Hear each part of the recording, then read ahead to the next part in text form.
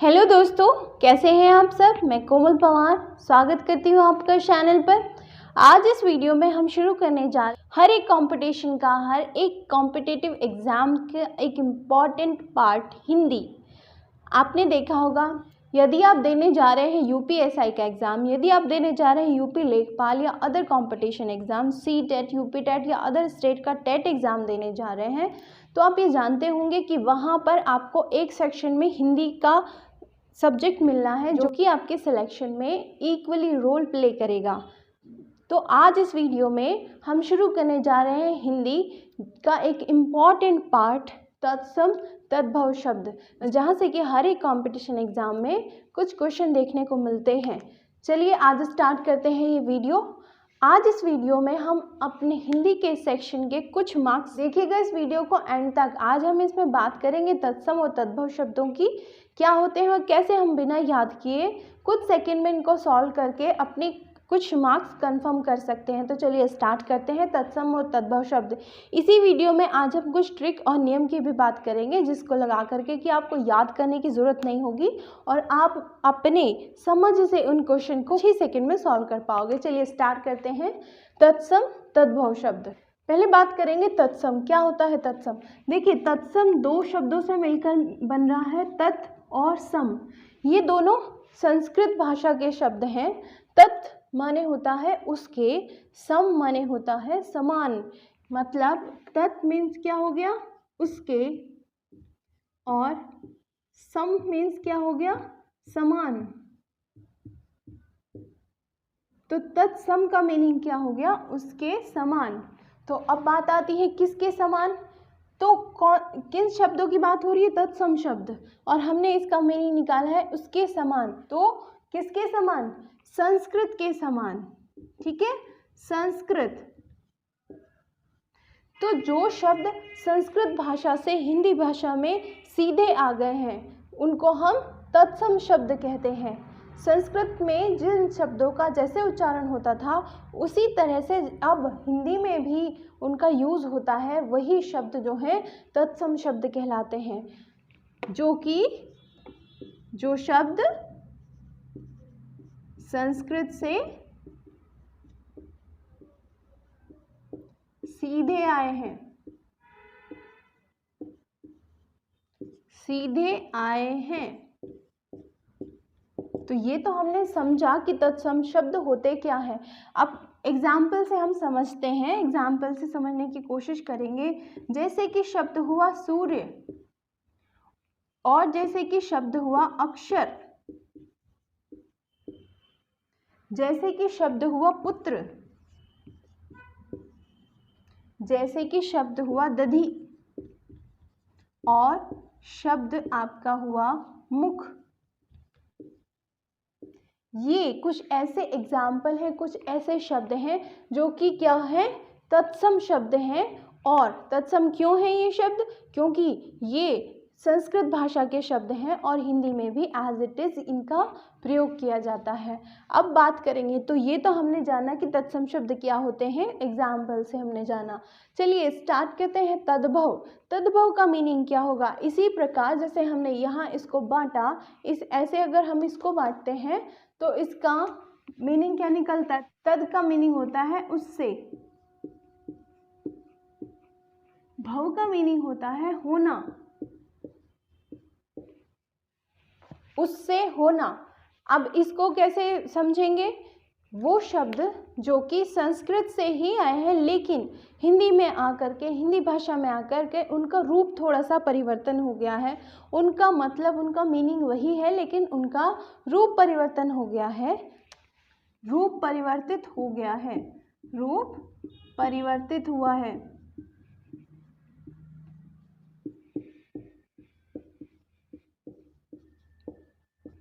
तो ये शब्द क्या कहलाएंगे? तद्भव शब्द कहलाएंगे। ठीक है, तो एग्जाम्पल ले लेते हैं। जैसे कि अक्षर, यहाँ पर अक्षर शब्द है। ठीक है, तो यहाँ पर हम आम बोलचाल की भाषा में या फिर क्या कह देते हैं? इसको कह देते हैं अक्षर। पुत्र है, इसको पूत लिख देते हैं। दही है तो इसको हम दही शब्द से इसको हम दही शब्द इस्तेमाल करते हैं दधी के लिए। मुख है तो हम क्या कह देते हैं, मुंह। तो ये जो उच्चारण है, ये जो शब्द है वो है तद्भव शब्द। तो एग्जाम में आपको कभी तत्सम शब्द दे दिया जाता है, उसका तद्भव शब्द पूछा जाता है, कभी आपसे तद्भव शब्द दे दिया जाता है, उसका तत्सम रूप आपसे पूछा जाता है। तो पहले हमें समझना है कि तत्सम होता क्या है, तद्भव क्या होता है, फिर उसके बाद उसको समझ करके हमें वहाँ पर पहचानना है कि कौन सा तत्सम रूप है और कौन सा तद्भव रूप है। अभी आगे हम कुछ नियम जानते हैं, नियम पढ़ेंगे। अभी आगे हम पढ़ेंगे कुछ नियम जिनको जान करके आप पहचान कर सकते हैं तत्सम और तद्भव शब्दों की। तो चलिए जानते हैं नियम नंबर 1। तो देखिए यहाँ पर लिखे हैं कुछ नियम, वो नियम जिनको समझ करके हम क्वेश्चन को बहुत ही कम समय में कर सकते हैं। देखिए तत्सम तद्भव के लिए नियम नंबर 1 है कि तत्सम शब्दों में जो क्ष होता है, क्ष से क्षत्रिय, जो कि आप हिंदी वर्णमाला में एक अक्षर पढ़ते हैं क्षत्रिय, वो शब्द का प्रयोग जो है अधिकतम तत्सम शब्दों में ही होता है। तो जहाँ भी जिस भी शब्द में आपको क्ष मिले, इसका मतलब वो तत्सम शब्द होगा। देखिएगा क्ष प्रयोग जो है वो तत्सम शब्दों में होता है। और अगर हमें उसी का तद्भव रूप देखना है तो ये जो क्ष तत्सम रूप का, वो तद्भव में या तो ख में बदल जाता है या फिर छ में बदल जाता है। ठीक है, तो ये तो हुआ नियम। ठीक है, तो अब हम देखते हैं कुछ उदाहरण। उन उदाहरणों से ये ज़्यादा क्लियर हो जाएगा कि कैसे है। देखिएगा उदाहरण से समझते हैं। तत्सम में क्षीर बोला जाता है, ये हिंदी वर्णमाला का क्ष अक्षर है और इसको यहाँ पर बदल दिया गया है खीर यानी ख में। ठीक है, तो ये जो नया शब्द बन कर के आया है, जो कि हम जानते हैं आम भाषा में खीर, ये इसका क्षीर का तद्भव रूप हो गया है। इसी प्रकार कुछ और शब्द यहाँ पर दिए गए हैं। अक्षर में जो ये क्ष अक्षर आया है, इसको बोला जाता है, इसको बदल दिया गया है छ में, और ये जो नया अक्षर बन जाता है वो है अक्षर, और ये है अक्षर का तद्भव रूप। इसी तरह से परीक्षा को परीक्षा लिखते हैं, अक्षी को ही आँख कहते हैं।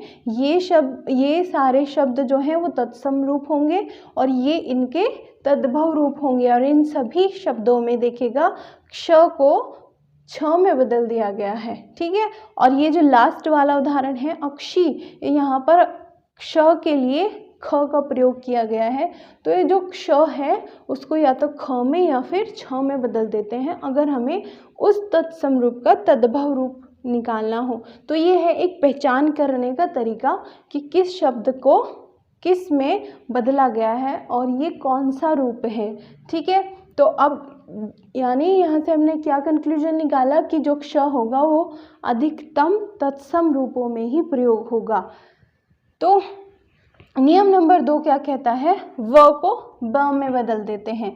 व जो तत्सम रूप में व शब्द व एक अक्षर यूज हो रहा है, उसको ब में बदल देते हैं अगर हमें उस शब्द का तद्भव रूप लिखना है। तो उदाहरण से समझते हैं। देखिएगा वणिक शब्द है, वणिक में व के स्थान पे क्या लिखा गया है, ब लिख दिया गया है। व को एक्सचेंज कर दिया गया है ब से।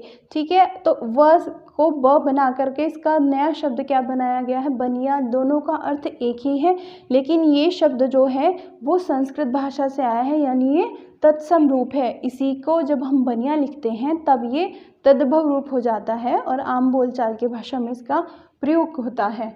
आगे शब्द है वर्षा। वर्षा को लिखते हैं बरसात। बरसात भी इसका वर्षा का तद्भव रूप है। यहाँ पर भी व को ब बनाया गया है। वक को बगुला कहते हैं, अर्थ एक ही है लेकिन ये तत्सम रूप है, ये तद्भव रूप है। विवाह को ब्याह कहते हैं, यहाँ पर भी वो को ब में चेंज किया गया है अधब्य में, तो ये भी तद्भव रूप हो गया है किसका, विवाह, जो कि है एक तत्सम रूप। चलिए अगला नियम क्या कहता है कि जो बड़ा श होता है, श से सलजम वाला श होता है, उसको छोटे स में बदल देते हैं तद्भव रूप में। तो देखिएगा इसके उदाहरण कहाँ हैं।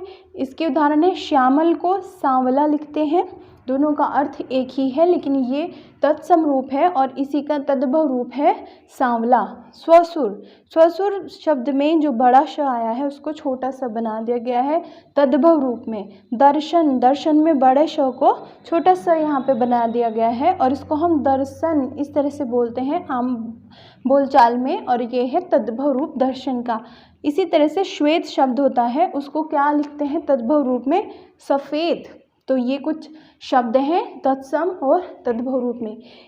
इन शॉर्ट हम कह सकते हैं कि जो ये एक आइडियल, जो आधे अक्षर हो गए, जैसे कि आधा रे हो गया, त्र हो गया, री, ये कुछ ऐसे शब्द हो, ये कुछ ऐसे अक्षर हो गए, और क्ष हो गया, ये कुछ जो थोड़े कॉम्प्लिकेटेड से अक्षर होते हैं, ये लगभग अधिकतम, ये अधिकतम किस रूप में देखने को मिलते हैं? तत्सम रूप में मिलते हैं। तो इसको आप ट्रिक मान लीजिए या नियम मान लीजिए कि जो कॉम्प्लिकेटेड सा रूप के अक्षर होंगे और जो ऐसे अक्षरों का प्रयोग जिन शब्दों में होगा वो अधिकतम क्या होंगे? तत्सम रूप होंगे। और कुछ उसी को सिंपल करके, उसी को साधारण बना करके जो लिखा गया होगा वो क्या होगा? उसका तद्भव रूप होगा। चलिए आगे बात करते हैं कुछ अलग नियम की, और बात करते हैं कुछ उन शब्दों की जो कि लगातार पिछले कॉम्पिटिशन्स में पूछे जा रहे हैं। चलिए स्टार्ट करते हैं। तो देखिएगा, ये है अगला नियम।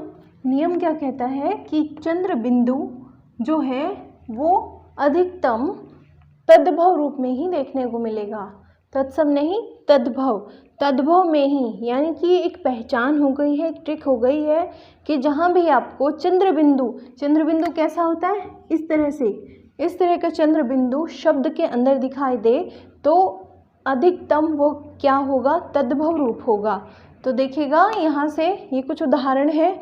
उदाहरण में देखिए, इधर गेहूँ, गाँव और इसी तरीके का मुँह, इस तरीके के जो शब्द होते हैं वो सारे क्या होते हैं? तद्भव रूप होते हैं।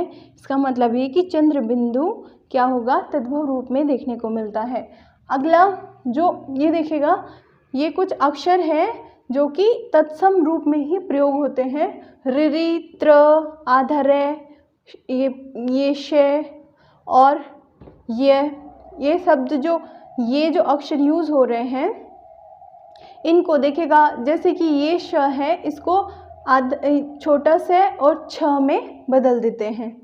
किस में? तद्भव रूप में। ये तत्सम रूप में मिलेंगे, और अगर इनको तद्भव रूप में देखा जाएगा तो तद्भव रूप में इस श को छोटे स में बदल देते हैं, स से सपेरे वाले स में बदल देते हैं, या फिर छ में बदल देते हैं, और य को ज में बदला जाता है तद्भव रूप के लिए। तो ये कुछ उदाहरण हैं, इम्पॉर्टेंट हैं, जो कि आपके एग्जाम्स में आए हुए हैं।